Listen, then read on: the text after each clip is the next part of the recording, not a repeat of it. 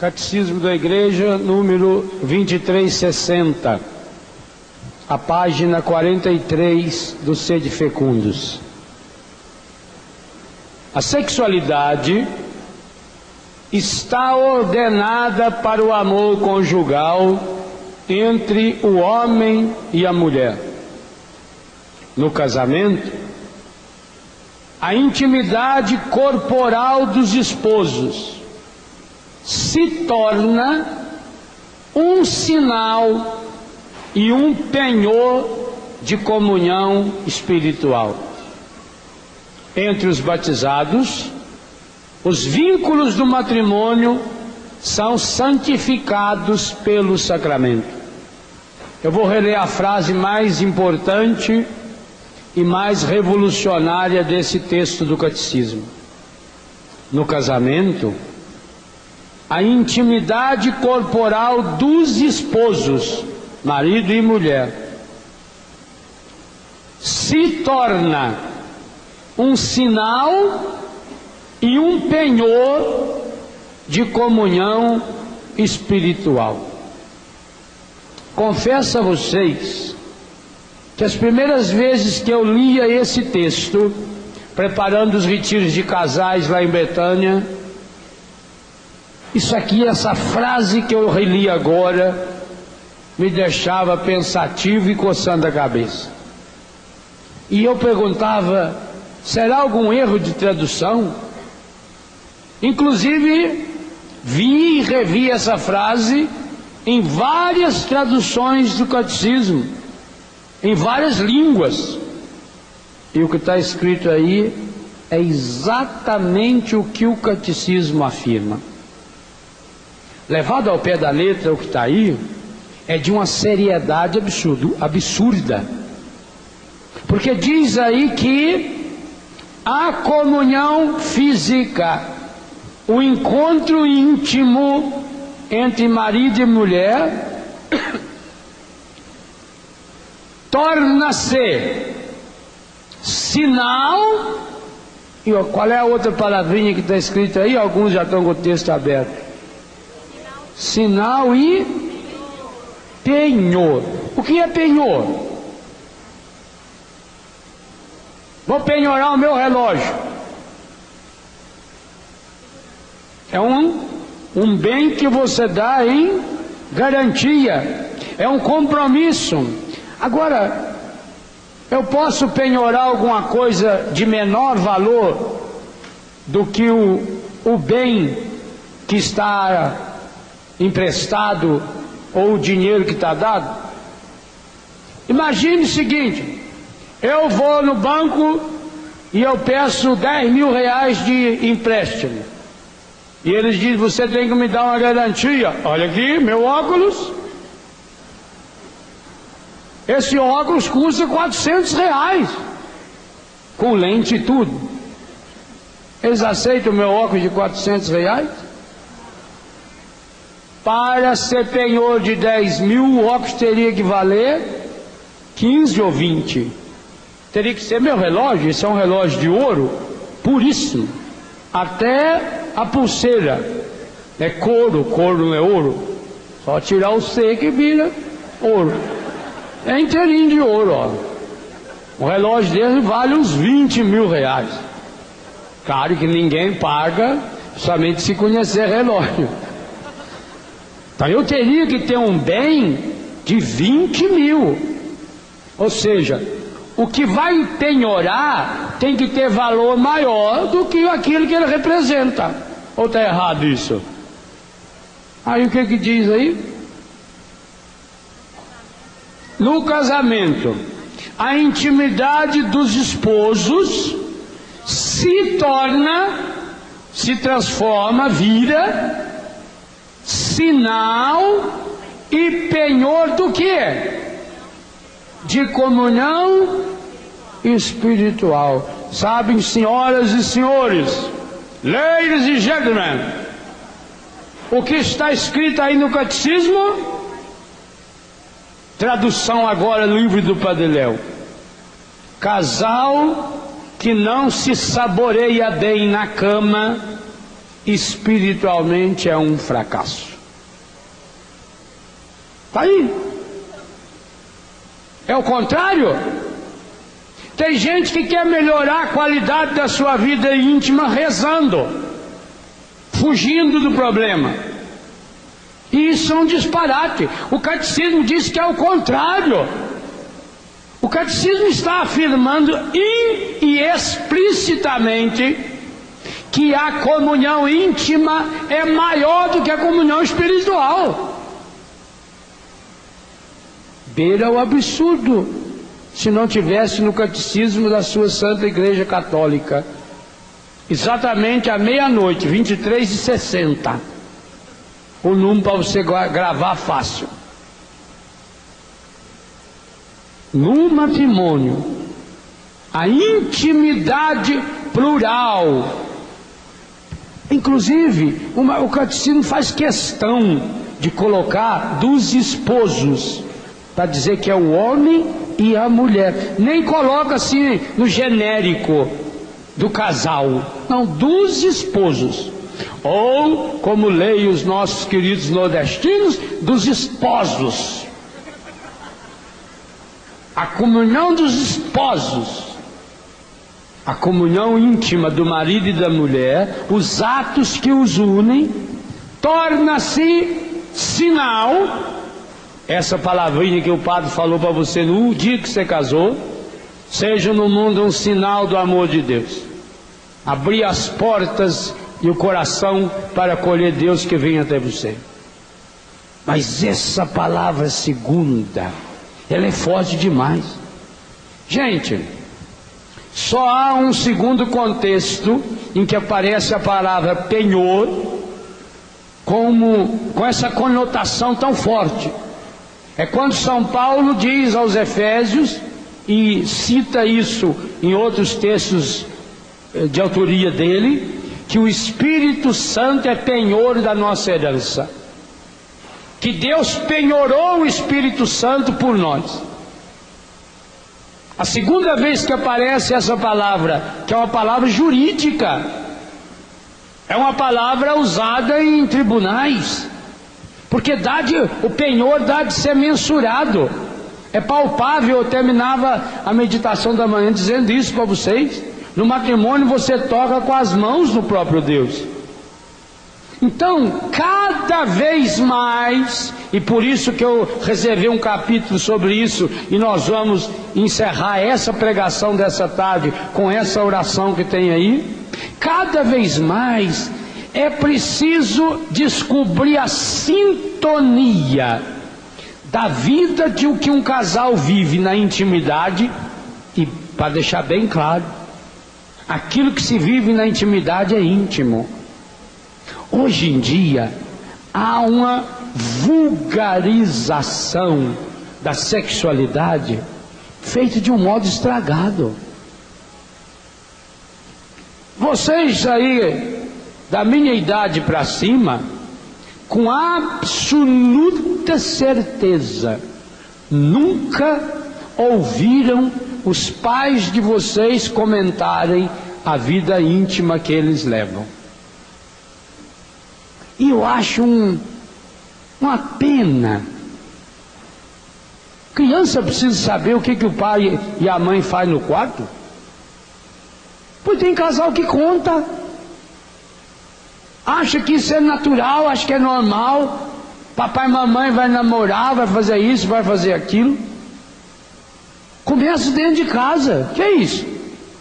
Pior é quando você vê adolescente lançando piadinha, porque o pai deu liberdade. Imagina se um dia eu ia fazer uma piadinha para o meu pai ou para minha mãe, da intimidade deles.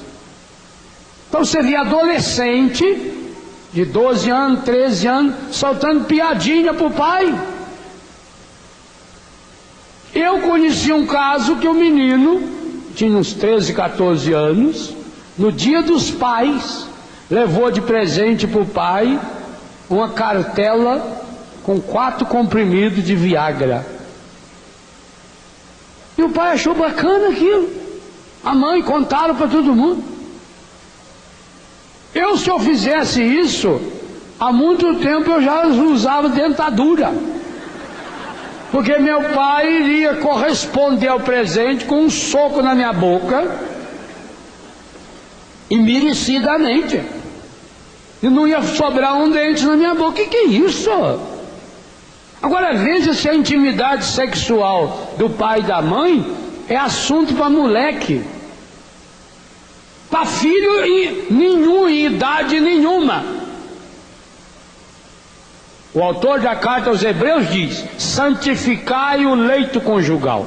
Começa a santificar trazendo para a intimidade. Tem pai, gente, e eu só já vi, que reclama do desempenho sexual da mãe ou do pai, do marido ou da mulher, para o filho. Os filhos sabem, comenta isso em reunião de grupos. Para aí, a sexualidade é linda demais, e foi Deus que apresentou o homem à mulher e a mulher ao homem, mas para ser visto na intimidade. Por que Adão não ficou com vergonha de Eva e nem Eva ficou com vergonha de Adão, embora estivessem pelados? Porque não tinha mais ninguém bisbilhotando lá no paraíso, a não ser a cobra, e deu no que deu. A serpente. Sexualidade rima com intimidade. Intimidade significa: o que nós estamos vivendo é tão lindo, é tão profundo, os filhos vão perceber os resultados. Tomara que os filhos percebam sim: nossa, como meu pai é carinhoso com a minha mãe, como a minha mãe ama o meu pai, como é bonito, eles estão sentados no sofá assistindo um filme, assistindo um jogo, está sempre um fazendo carinho na mão do outro, ou fazendo carinho na cabeça ou no ombro. Isso é maravilhoso. Isso pode e deve ser externalizado, mas não a intimidade. E pior, é quando começa a externalizar a intimidade, em pouco tempo aporcalha-se e começa a tornar público as fraquezas ou as conquistas sexuais. Quantas mulheres hoje que vão em festa, e homem também, e o assunto deles é isso, contando a intimidade, contando quantas vezes se relacionaram durante a semana, que jeito que é um, que jeito que é outro, e depois chega a esse nível de pornografia que a sociedade vive hoje, essas revistas especialistas em mostrar a intimidade do outro. Agora, o que me interessa saber que o fulano ou a cicrana, o artista tal e a artista tal estão se relacionando desse ou daquele jeito? O que isso tem a ver com a minha vida, a não ser uma arma para destruir a espiritualidade da própria intimidade? Está bem claro no catecismo: os casais cristãos, os esposos cristãos, aqueles que vivem o sacramento, as relações íntimas desse casal é que se torna sinal e penhor de comunhão espiritual. Então, meus irmãos, um passo importantíssimo, e eu salientava isso anteriormente quando falava do corpo, é a espiritualização da sexualidade. Vocês vão perceber que uma das teses, se não a principal, que eu trabalho nesse livro aqui, inclusive eu criei logo no início um capítulo com esse título, A Teologia da Sexualidade, na página 13. Ao falar da teologia da sexualidade aqui, eu estou dizendo que não estou querendo fazer uma teologia a respeito da sexualidade. Eu não estou querendo pura e simplesmente espiritualizar a sexualidade. Eu estou tentando provar que, pelo critério do catecismo da Igreja Católica, embasado na tradição da Igreja em documentos que eu cito aí, por exemplo, feito a Gaudium et Spes ou a Familiares Consórcio. O próprio Código do Direito Canônico, que também cito aí. E os textos bíblicos, além da tradição da igreja, como essa frase de Santo Agostinho que abre o livro, a necessidade de espiritualizar aquilo que é carnal, porque senão nós acabaremos carnalizando, estragando aquilo que é espiritual. Eu estou aí de fato defendendo a tese de que é possível falar numa teologia da sexualidade, mas não só como a sexualidade um caminho que aponta para Deus, mas que contém o próprio Deus, que leva as pessoas de fato a uma experiência de Deus. O casal vivendo em Deus, o casal experimentando em Deus. Olha, vai precisar ir acontecendo exatamente essa interação. Quanto melhor, e eu disse antes, quanto melhor um casal viver a sua intimidade espiritual, é isso que eu dizia quando falava do orgasmo, melhor o casal vai poder viver a sua intimidade espiritual. Agora é o contrário. O texto está dizendo que a vivência da sexualidade torna-se um penhor para a comunhão espiritual. Está dizendo que o casal que aprender a descobrir Deus na sua sexualidade, a presença de Deus na sua sexualidade, e a viver de modo digno de quem encontrou-se com Deus, que essa vivência vai se externalizar também por um equilíbrio de uma vida espiritual. E aí, meus irmãos, ninguém precisa ser especialista para perceber que é muito melhor um casal que conseguisse ir numa missa por semana, junto, do que o marido que vai em 5 grupos de oração, a mulher que não vai em nenhum. Aí nós vamos descobrindo o justo equilíbrio que falta para muitos. Então a vivência da intimidade, como de fato deve ser, íntima. Sexualidade não pode ser assunto de nem conversa de boteco. Sexualidade não é assunto para ser tratado em festinha. Sexualidade não é assunto para ser tratado e nem para ser experimentado como consequência da bebida ou da droga. A sexualidade devia cada vez mais ocupar um lugar divino. Por isso que eu escrevi aí humanamente divino, divinamente humano. Um lugar do encontro com o próprio Deus. Olha, Deus falou para Moisés: tira a sandália dos seus pés, porque o lugar que você está é santo. O anjo de Deus aparece para Josué no final do capítulo 5 de Josué, antes que ele derrube os muros de Jericó, e diz: tira a sandália dos seus pés, que o lugar que você está é santo.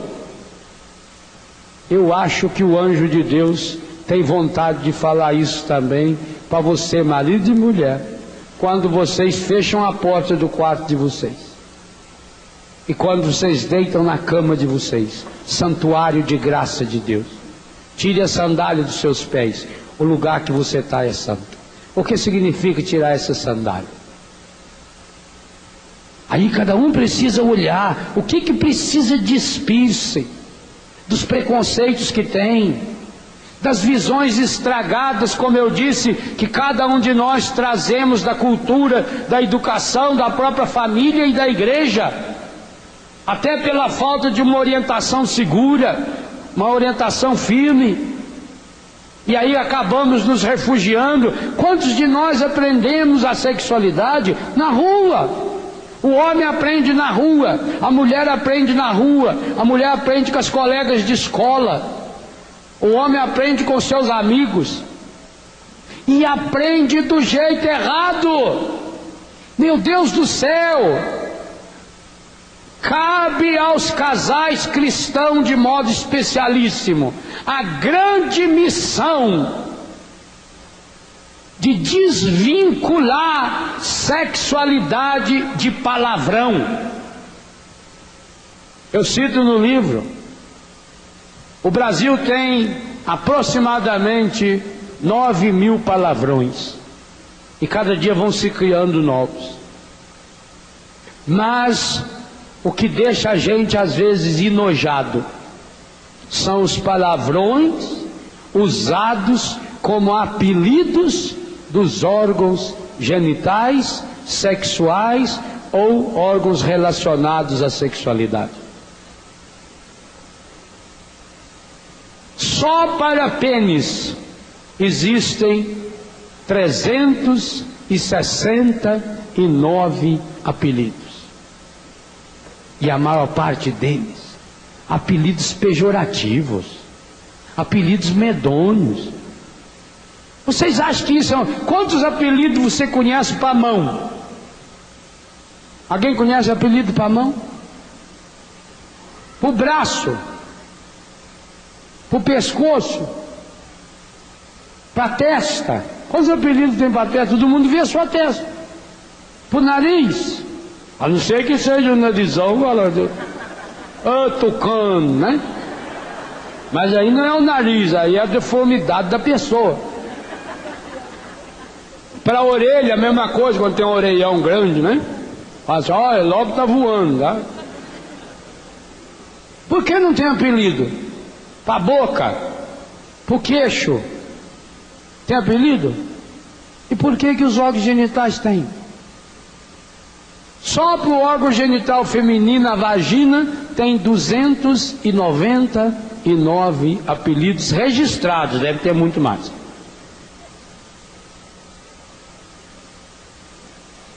Relações sexuais, usa então aquilo que o catecismo usa: intimidade corporal, intimidade física, comunhão íntima.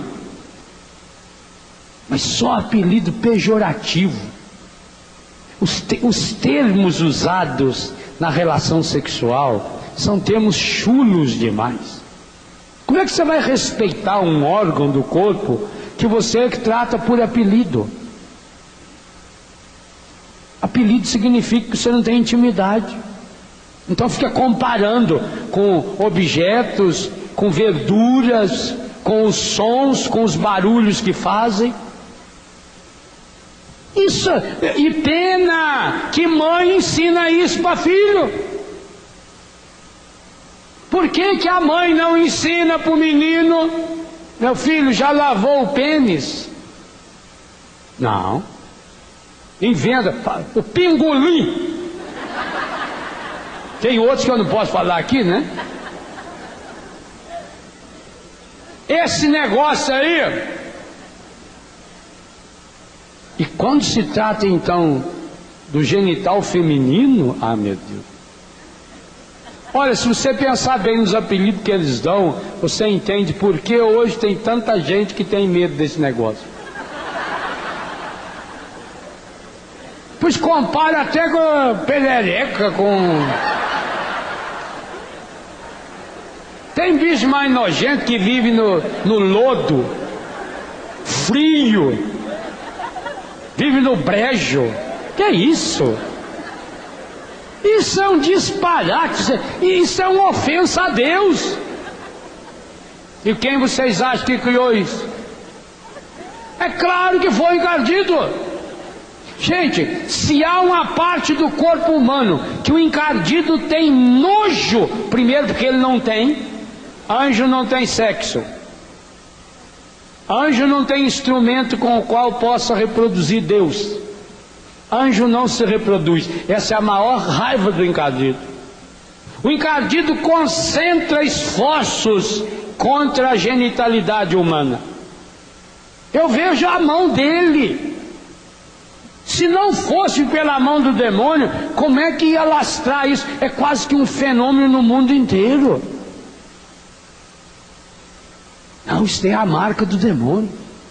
Para a pessoa começar a usar esses apelidos horrorosos, esses apelidos medonhos, perde a intimidade com o próprio corpo, não tem capacidade de referir-se ao corpo mais de uma forma carinhosa, de uma forma respeitosa, perde a consciência da dignidade de que meu corpo é templo do Espírito Santo, aonde está presente a graça de Deus, que cada parte do meu corpo contém o corpo, sangue, alma e divindade de nosso Senhor Jesus Cristo. Já disse isso aqui e recebi e-mail até de padre criticando, azar, continue criticando.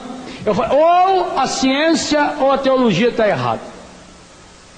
Porque se quando eu comungo, o corpo de Cristo que eu comungo se dissolve na minha língua e vai para a minha corrente sanguínea, obviamente que as partes do meu corpo que contém mais sangue, contém em quantidade muito maior o corpo, sangue, alma e divindade de nosso Senhor Jesus Cristo. Ora, qual é a parte do corpo humano que contém a maior quantidade de sangue por metro quadrado? Os órgãos genitais.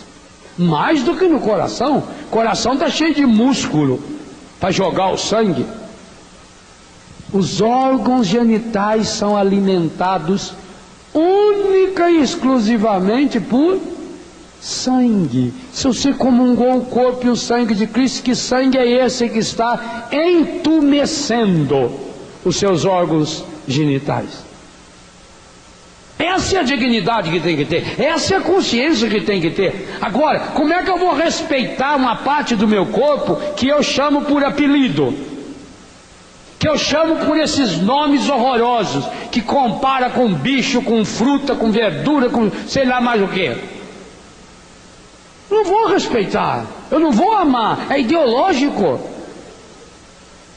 Gente, quando quer por exemplo, você já viu no campo de concentração nazista? Creio que nenhum de vocês estiveram lá, mas já viu em filme. Primeira coisa que um campo de concentração nazista faz é eliminar o nome da pessoa. Põe um número. O nome da pessoa é muito importante. Você passa a ser o 283. Você passa a ser o 420. Você não é mais o João, o José, o Antônio, o Pedro. Dar nome está na Bíblia. Adão foi chamado a dar nome a todos os animais, a todas as plantas, a toda a natureza, ao seu corpo. Dar nome significa exercer o domínio. O nome que a gente usa para os nossos órgãos genitais é fundamental. A revolução para a santidade sexual começa com nomes corretos, com nomes bíblicos, com nomes científicos. Mas se nós continuarmos apelidando os genitais, perdemos a intimidade nós com relação a nós mesmos. Como é que você vai respeitar o corpo da sua esposa? Como é que você vai respeitar o corpo do seu marido?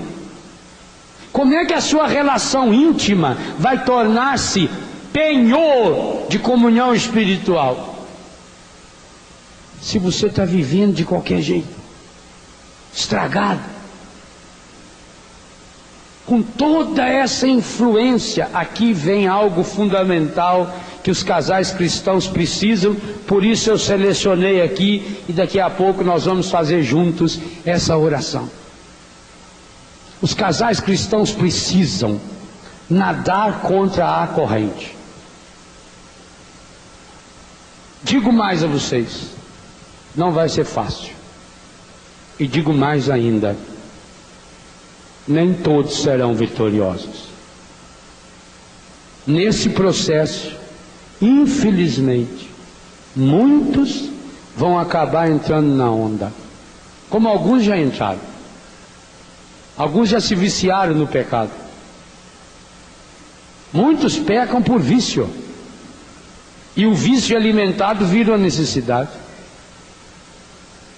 Sem uma intervenção da graça de Deus, meu irmão, minha irmã, uma pessoa viciada nos pecados sexuais jamais consegue se libertar. Por isso que a mulher não pode aceitar que seu marido frequente zona. E também o marido não pode aceitar que a mulher, porque hoje é muito comum, basta abrir os jornais das grandes cidades que tem lá, propaganda de homem, dizendo que atende à tarde, à noite, a domicílio, ou no apartamento dele, somente mulheres, ou atende homens e mulheres. Hoje é bem mais comum o número de mulher que se prostitui, não só no sentido da prostituição ativa ou passiva, mas também mulher casada, homem casado, não pode aceitar. Tem mulher que diz: ah, padre, a gente acabou se conformando, porque desde que nós casamos, meu marido é assim, ele fala que homem tem que ser assim mesmo, e aí como eu não quero, eu até acho bom.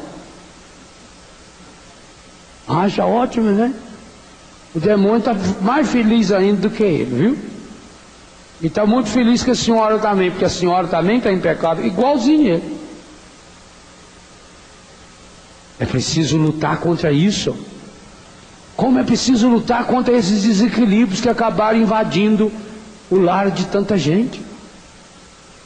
Se é necessário, tira até a televisão do seu quarto. Santifica o seu quarto. O seu quarto não pode ser um lugar onde você leva lá dentro e põe uma fita pornográfica que acaba emporcalhando até o ar. Por que será que a Bíblia fala desses espíritos espalhados pelos ares? Como é que esses espíritos se espalham pelos ares? É através disso, dessa pornografia aporcalhada, estragada, que faz o casal perder a intimidade, a beleza, a santidade. Que coisa linda e maravilhosa! Um casal que se ama, um casal que se cuida, um casal que tem a coragem de transformar a sua vida íntima através dos carinhos, como eu vou falar amanhã. Elementos importantes na vida íntima, muito mais importante às vezes do que a própria relação em si, porque preparam e continuam a relação. Mas por isso estou chamando a atenção nessa tarde, e com certeza a missa também vai nos ajudar a pensar sobre isso. Sem uma experiência profunda de Deus, sinto muito, meus irmãos, digo mais, grande parte das doenças e dos distúrbios de sexualidade, há um capítulo especial aí no livro sobre os distúrbios, mais na parte final do livro, os distúrbios sexuais que impedem a mulher de sentir verdadeiro prazer, as dores nas relações sexuais, o incômodo na relação. No caso masculino, a disfunção erétil ou a ejaculação precoce. Por que essas 5 disfunções, 3 femininas e 2 masculinas? Por que muitos casais, mesmo com tratamento avançadíssimo, não conseguem a cura para essas enfermidades? Porque a grande maioria dos casos, a causa é espiritual. A causa é uma contaminação. Porque a contaminação inconsciente contamina tanto quanto uma consciente. Há uma contaminação. E aqui digo-lhes, os casais cristãos precisam descobrir, redescobrir, experimentar a força renovadora, transformadora da sexualidade para ajudar a curar o mundo. Porque não se esqueçam, as grandes sociedades do mundo se perderam pela depravação sexual. Sodoma e Gomorra, a Grécia. Gente, a Grécia foi a nação, ou uma das nações, mais importantes da história da humanidade. A Grécia é a mãe da filosofia. Os grandes pensadores do mundo vieram da Grécia. A Grécia tinha uma visão do corpo humano espetacular. Tanto que a Grécia que criou as Olimpíadas, o culto ao corpo. Mas hoje também você não consegue citar o nome de 5 distúrbios, desequilíbrios sexuais sem falar num termo grego. O que derrubou a Grécia? O que lançou a Grécia no chão? O desequilíbrio sexual do seu povo. Grandes filósofos gregos que caíram para o homossexualismo. E a Grécia, que há 3, 4 mil anos atrás era uma potência, perdeu tudo. Está tentando recuperar nos últimos tempos. Não passa de um país a mais no continente europeu. A decadência da cultura grega foi graças à decadência sexual. Mas o maior exemplo de todos, o Império Romano.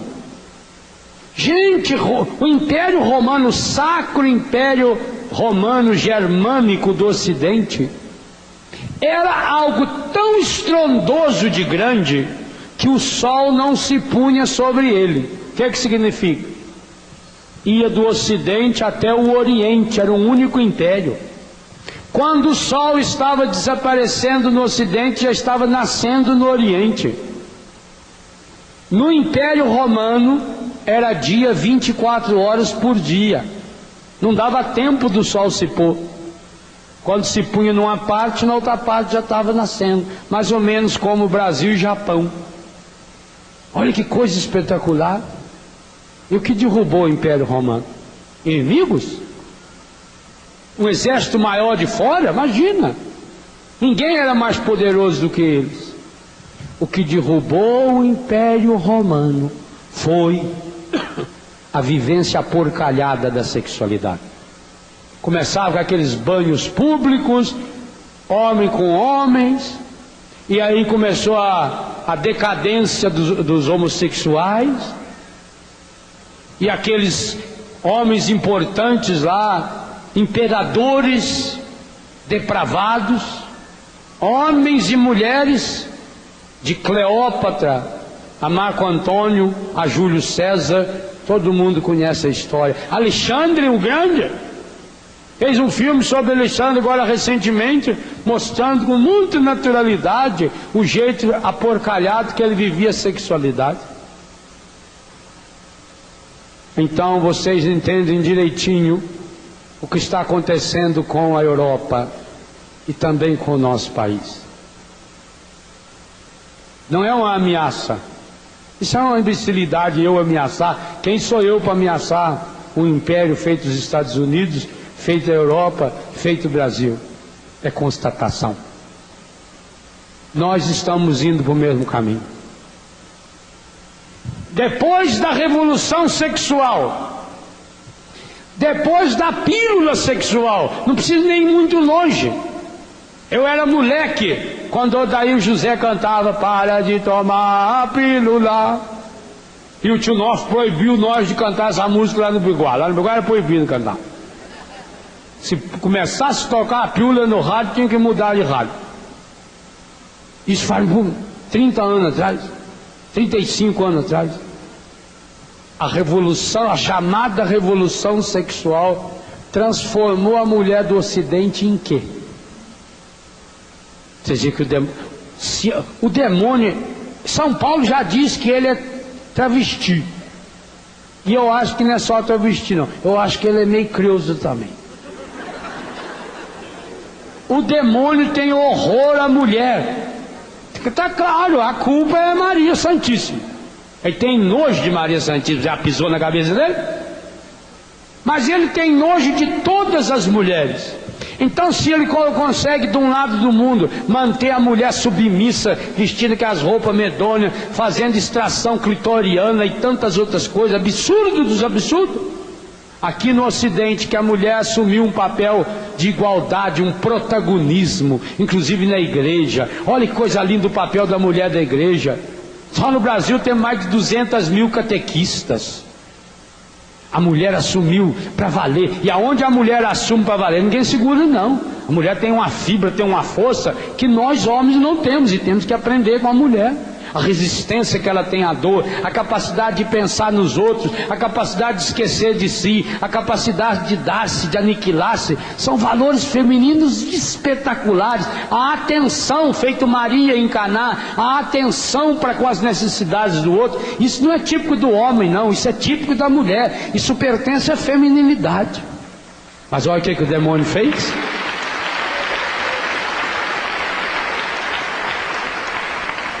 Com a chamada revolução sexual, o demônio conseguiu fazer com que a mulher se igualasse ao homem naquilo que o homem tem de pior, no aporcalhamento da sua sexualidade. A falsa liberdade sexual, com os anticoncepcionais, com os preservativos, com a falsa ideia de liberdade associada ao sexo, transformou quantas mulheres que vocês conhecem, e dá dó, dá pena. Que pecado, gente. Então é preciso espiritualizar a sexualidade também para isso, para que a mulher volte a perceber o seu valor. A nossa sociedade, gente, o projeto de Deus, através da igreja que Ele está desempenhando, de modo especial no Brasil, na minha concepção, passa por vocês casais. Caberá a vocês, nós sacerdotes e religiosos, podemos refletir, pensar, rezar, estudar, escrever. Só vocês podem viver. Mesmo se um de nós vivêssemos, seria algo isolado, vivido naquele momento. Mas vocês podem transformar isso no cotidiano de vocês. Eu vou trabalhar muito essa temática amanhã. Levar a santidade e a graça de Deus da sexualidade como uma força que vai motivando, que vai alimentando, que vai curando a vida conjugal em todos os outros momentos. Por isso é importante o casal ser instrumento de cura e de oração um para o outro. Eu queria convidá-los que a gente, até em preparação para a missa, fizéssemos um momento de oração, seguindo o esquema apresentado no livro. Mas queria que você não lesse no seu livro agora não. Eu leio para você. Queria que você, marido e mulher, colocasse a mão no ombro do outro, fechasse os seus olhos. Você que veio sozinho, sozinha, em casa também, feche os seus olhos. Imagine seu esposo, imagine a sua esposa do seu lado. E peçamos ao Espírito Santo que venha ajudá-los a transformar de fato essa comunhão íntima em sinal e penhor da comunhão espiritual. Pai Santo, Pai querido, Pai amado, Deus de bondade e de ternura, nós te louvamos porque criaste o homem e a mulher à tua imagem, imagem e semelhança, e chamaste no meio da nossa sociedade tantos casais para assumirem a vocação do sacramento do matrimônio. Louvando, queremos pedir, Pai, derrama sobre cada casal os dons do Espírito Santo. Peça isso como casal. Derrama sobre cada casal. Vocês podem pedir, derrame sobre nós os dons do Espírito Santo. Derrama profundamente em seus corações, para que possam na vida matrimonial testemunhar para toda a igreja os frutos do Espírito Santo: o amor, a paz, a serenidade, a mansidão, a ternura, a alegria, a misericórdia. Vem, Espírito Santo, curar no coração de cada casal a raiz de toda mágoa, de todo ressentimento, de toda tristeza, da falta de perdão. Renova hoje, Senhor, nessa tarde, o sacramento do matrimônio, libertando-os da rotina, das mágoas em seus corações, corações feridos e machucados por palavras que foram ditas, por palavras que não foram ditas. Que hoje, Pai, possam assumir a vocação matrimonial na força do Espírito Santo e possam testemunhar o amor um para o outro e ambos para o mundo. Pai, nós te pedimos. Jesus elevou a condição de sacramento o amor humano. Hoje suplicamos, nesse acampamento, renova o coração de cada um, liberta-os de todo egoísmo, de toda mentira, de todo pecado, para que possam frutificar segundo o coração de Jesus Cristo. Pai Santo, nós te pedimos que venhas curar os seus corações e também o coração de cada um de seus filhos e de todos aqueles que receberam a missão do sacramento do matrimônio. Derrama, ó Pai, por teu Filho Jesus, em cada um desses que assumiram o sacramento do matrimônio, a graça de perseverar no amor, a graça de testemunhar esse amor infinito, a infinita ternura e misericórdia do coração de Jesus. Cura, ó Pai, os corações feridos e machucados, daquelas pessoas que passaram pela experiência do matrimônio, mas hoje vivem a experiência do desquite, do divórcio, da viuvez. Nós te pedimos que cures o coração desses irmãos, dessas irmãs, que hoje estão experimentando a solidão, ou até buscando reencontrar o caminho da felicidade. Que possam ter o coração iluminado pela ação do Espírito Santo, para que reconstruam a vida segundo o plano de Deus, para que não se deixem levar por propostas enganadoras e que tenham discernimento e sabedoria para dar aos filhos o amor que não estão recebendo do pai, da mãe ausente, falecido ou separado. Abençoa, nós te pedimos, ó Pai, também os filhos desses casais. Pense um momentinho nos seus filhos, aonde eles se encontram, para que possam buscar, conduzindo-se pelo poder do Espírito Santo, conhecer a experiência do amor verdadeiro, do amor de marido e mulher que se amam, que se respeitam, que se abraçam, que ajudem a nutrir o amor do coração de Deus um pelo outro.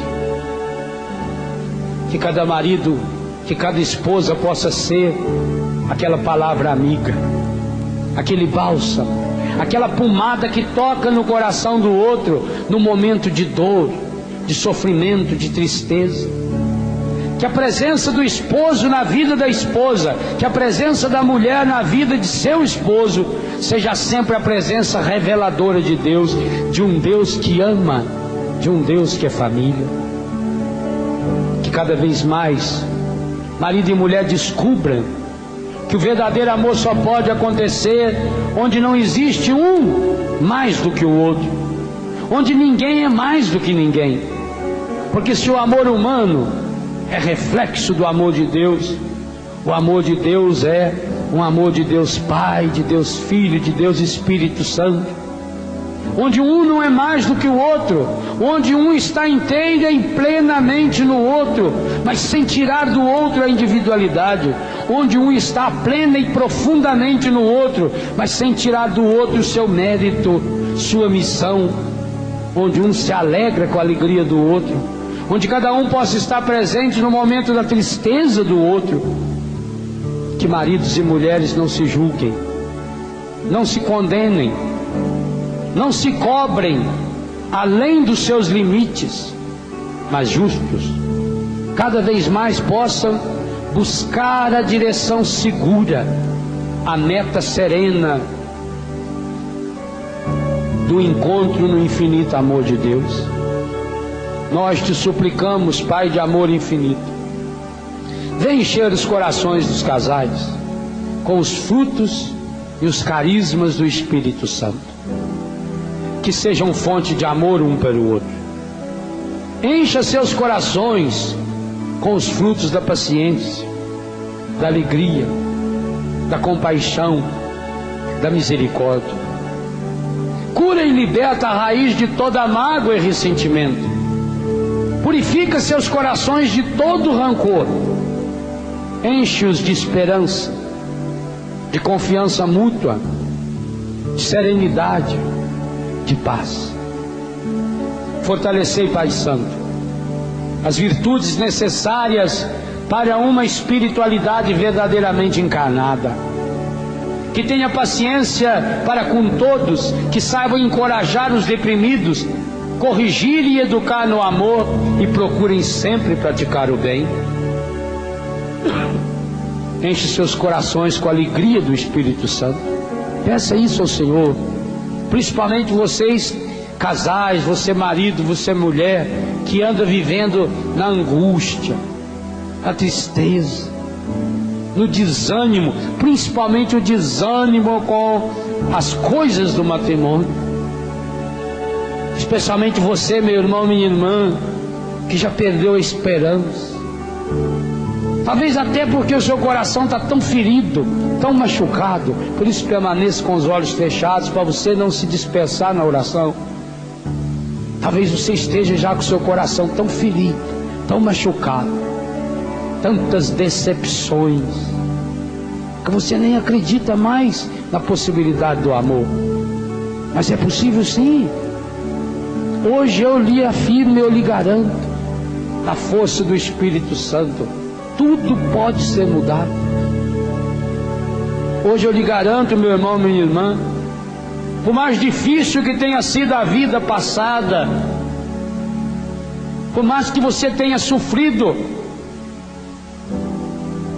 se você permaneceu até hoje, se você aguentou até hoje a infidelidade, o alcoolismo, a prostituição, então agora é a grande hora de uma revolução espiritual. Se você teve força para aguentar tanta humilhação que você passou, até violência física, violência psíquica, violência afetiva, palavras que machucaram, é sinal que você tem a força de Deus dentro de você. Mas agora é preciso usar essa força para a restauração, para a cura. Por isso, mergulhe agora o seu coração em Deus. Não abra o olho não, não distraia, não caminhe agora não, para não atrapalhar os outros na oração. Colabore com a oração do seu irmão. Apresente seu marido, apresente sua mulher. Pai Santo, Pai querido, Pai amado, de modo muito especial hoje queremos pedir pela vida sexual e afetiva de cada casal. Feche o olho, que na força do Espírito Santo sejam cada vez mais felizes, experienciando e partilhando o prazer e a alegria na carne e no espírito. Abençoe especialmente esses casais que encontram obstáculos para uma vida íntima e santa. Liberta de todos os traumas relacionados à infância, à adolescência, à cultura, à educação reprimida, ao medo e à imagem estragada do sexo. Purifica, Pai amado, todas as contaminações conscientes ou inconscientes que chegaram ao coração dos casais através da libertinagem, especialmente pelo mau uso dos meios de comunicação. Abençoa cada marido. Esposa, peça agora para o seu marido Pode até repetir as palavras que eu estou rezando e depois você pode acompanhar no livro. A mulher tem que ter coragem de rezar a sexualidade do seu marido. Abençoa, Pai, cada marido, você pode dizer meu marido, revigorando a sua masculinidade, curando as causas e as consequências da ejaculação precoce e da disfunção erétil. Liberta cada homem, você peça, o meu homem, o meu marido, dos traumas relacionados ao machismo, especialmente aqueles que se transformaram em obstáculo para uma vida sexual plena e santa. Marido, agora você abençoa a sua esposa. Abençoa, Senhor, cada esposa. Você peça, abençoa, Senhor, minha esposa. Pode até dizer o nome dela. Intensificando a sua feminilidade, curando as causas e as consequências da falta de prazer, das dores nas relações íntimas, do medo e da insegurança que gesta desconforto e recusa. Liberta cada mulher, peça, liberta a minha mulher dos traumas relacionados à submissão feminista, que não tem nada de feminina, especialmente aqueles que se transformaram em obstáculos para uma vida sexual plena e santa. Agora nós abençoamos o casal.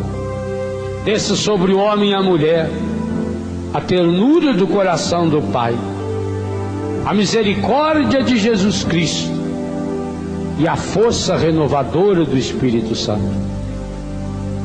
Pai, que sejam para o mundo sinais e canais do Teu amor, que na alegria Te louvem e na tristeza vos procurem. Isso nós os pedimos pela poderosa intercessão de Maria Santíssima, nossa Mãe, em nome de Jesus Cristo, Teu Filho, que convosco vive e reina na unidade do Espírito Santo. Amém. Essa oração encontra-se à página 121 do livro Sede Fecundos. Você pode ir adaptando conforme aquilo que você, marido, que você, mulher, estiver vivendo. Termine essa oração dando um beijo, um abraço na sua esposa, na sua esposa.